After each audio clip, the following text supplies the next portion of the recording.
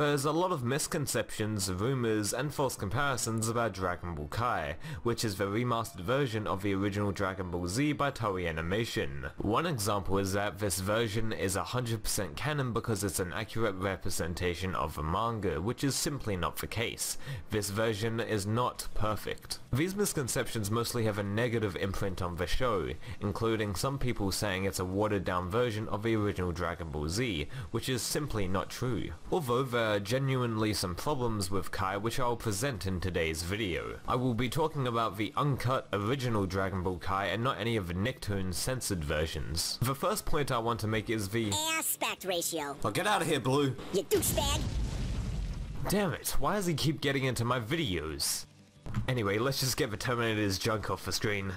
Anyway, on the Blu-ray it's 4:3, but in the television version and in the Buu Saga of Kai it's 16:9 to fit modern TVs. It's only minor, but why is it so inconsistent? With that said, another thing I'd like to talk about is the color correction. For the most part, I love the color correction as the backgrounds really pop out. The problem I have with the color correction is Vegeta and Raditz's cyan hair, as it's not black. Now, all full-blooded cyan hair is supposed to be completely black, and this includes facial hair and eyebrows too.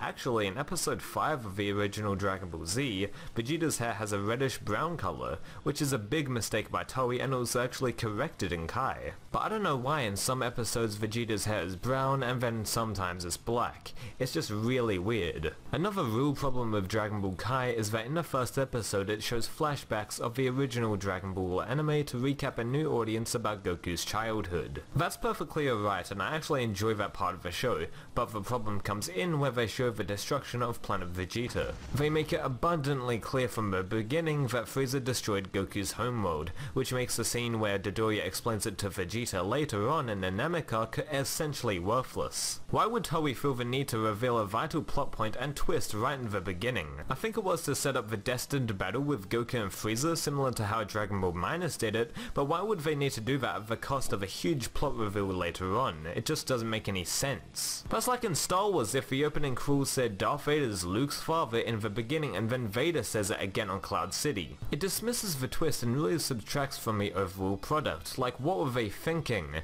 The whole freaking point of Toei to do Dragon Ball Kai is to introduce the franchise to younger viewers that haven't seen it yet. And you ruined the experience of them figuring that out later on. So, the final problem I have in Dragon Ball Kai is Hell. Yes, in the Buu arc of Dragon Ball Kai, it does have Hell that was introduced in the filler by Toei. I have a problem with this since Dragon Ball Super has Toriyama's Hell in the Resurrection F arc. Dragon Ball Kai is supposed to be directly setting up Dragon Ball Super, since they even share the same time slot, but they use two different Hells. It confuses the common viewer and is really overall a bad creative decision. So to conclude, those are all my problems I have in Dragon Ball Kai, with the exception of a bad Sumitomo music placement in the Buu Saga. I don't know, I just didn't enjoy it as much as the Yamamoto and then Kikuchi tracks. But anyway, this video is also not an attack on Dragon Ball Kai as a whole, since it is still my favorite version of the show. I'm just trying to express my complaints and inform the viewer at the same time. Well, that's pretty much it guys, so please rate, comment and subscribe as it really helps me out. Please, please, go subscribe to the channel. See you later.